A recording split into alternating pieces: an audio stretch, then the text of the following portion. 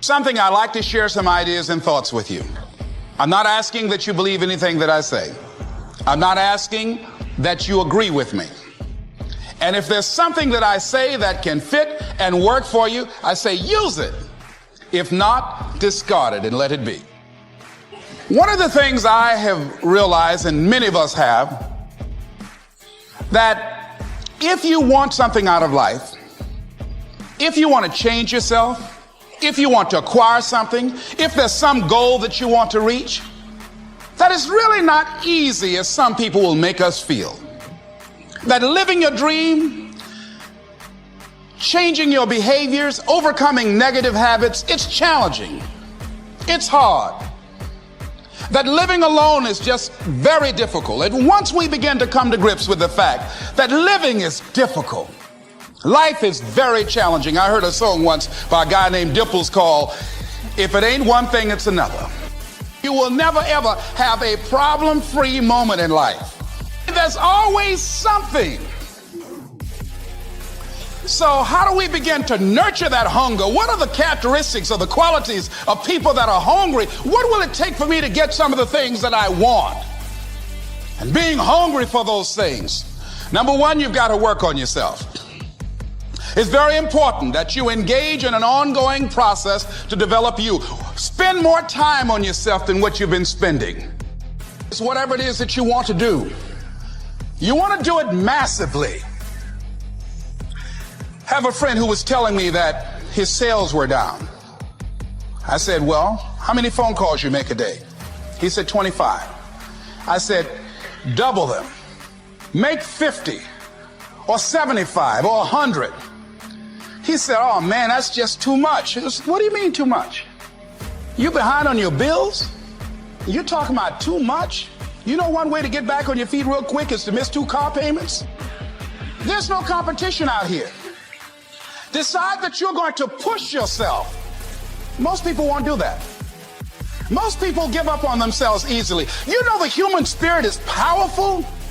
There's nothing as powerful. It's hard to kill the human spirit. They asked Benjamin Disraeli, a man who became the head of a country at a time when Jews were not allowed out after 10 o'clock. They said, how did you do it? How did you achieve it against such great odds? It's very important. You owe that to yourself. I was reading a book by Og Mandino called The University of Success. Read one line, gave me a chill. I didn't have to read anything else in the book. He said, many of us never realize our greatness because we become sidetracked by secondary activity. We spread ourselves too thin, don't know how to say no. And we find ourselves doing all kinds of things and never ever have time to do those things that we need to do to work on ourselves. And then there goes a second, there goes another second, there goes another second, and we can't stop and hold time. And before you know it, you wake up one day and you're behind on your dreams and your bills. So decide that you're going to take some time to work on you, that you deserve that from yourself, that your life deserves some prime time. Because you are creating your own production. As Michael Todd would say, you are the star of your show. You are the director. You're writing the script. And you will determine whether your life is a smash office hit or flop. You determine that. Working on yourself, talking to yourself. That's so very important. He said, nothing can resist the will of a people that will stake even their existence on the extent of their purpose for good. That when you have a made-up mind, when you decide that you want to do something, I was reading something the other day, he said the power to hold on in spite of everything, the power to endure, this is the winner's quality. The hunger, the ability to face defeat again and again without giving up. This is a winner's quality. You have that quality within you. When you're hungry, you don't care about the facts. You don't care about the art. There's greatness in you. And you've got to learn how to tune out the critics outside and the critic inside. And since I'm going to do this, I'm going to harness my will. And I'm not going to let anything stop me. I deserve this. I'm going to do it until. And this friend, I told him, said, start increasing your calls. I said, I make 100 calls a day. The other thing is that if you want something, You have got to be relentless. Overcoming the negative conversation, that inner dialogue that's going on all the time, even when you don't want it to be there. You can't stop yourself right now from thinking. You can't do it. It's going on. And so learning how to empower yourself, part of doing that is standing up to yourself. You've got to stand up inside yourself sometimes and say, shut up. You've got to do this. I was going to give a presentation, and this voice inside of me saying, you can't do this. You don't have everything it takes. I shut up. You get scared sometimes. Your mind will go blank on you. Some people you will allow to unnerve you, and you wonder, what's wrong with me? I'm not crazy.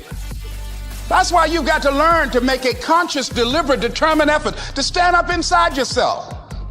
Working on yourself, watching that inner dialogue, it will determine the quality of your life.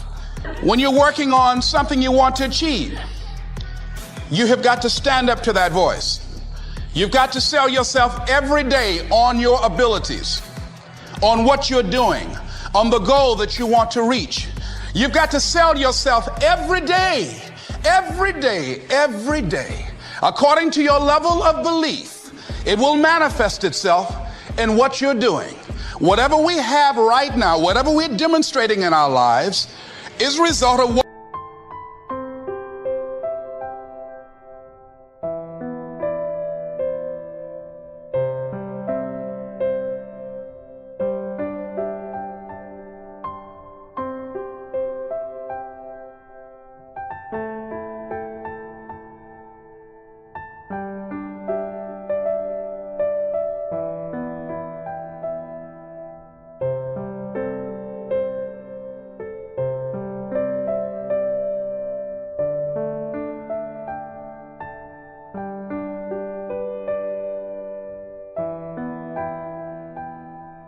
we believe subconsciously that we deserve.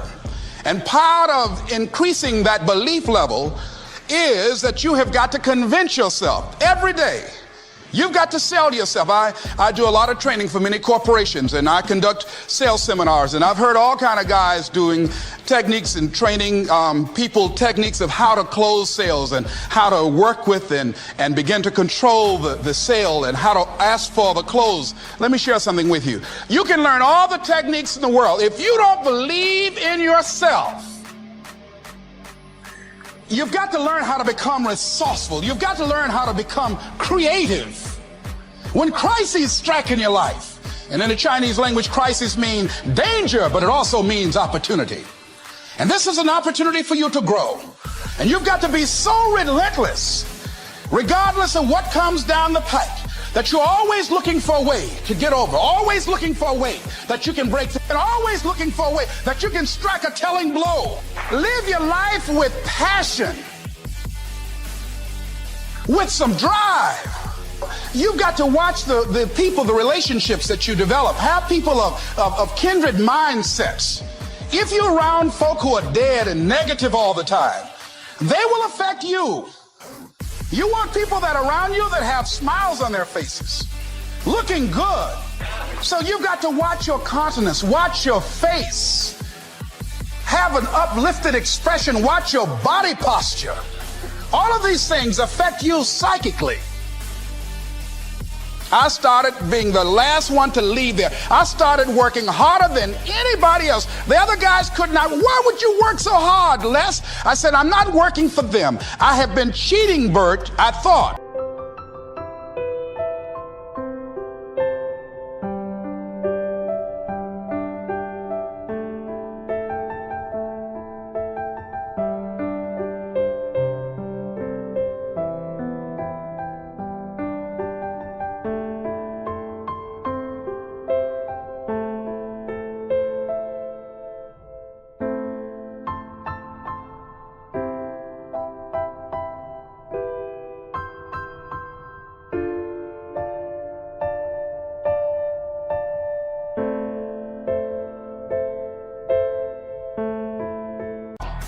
I've been cheating myself and my family. Wherever you are, whatever you're doing, do it with everything that you have. Develop the habit of giving more than what you're paid for. Develop the habit of setting standards that others will be measured by. Someone said, do not go where the path may lead, but go where there's no path and leave a trail.